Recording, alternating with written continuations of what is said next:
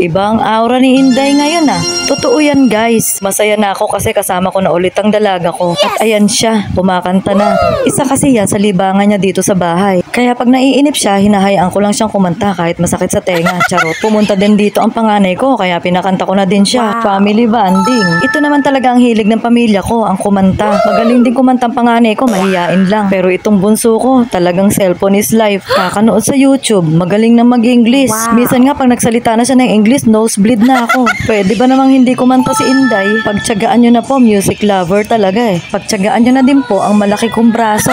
Nahiyang yata ako sa pagre-reels. Nag-umpisa po kasi ako sa pag-upload, payatot lang ako. Ngayon, tingnan nyo naman, para na akong boxer.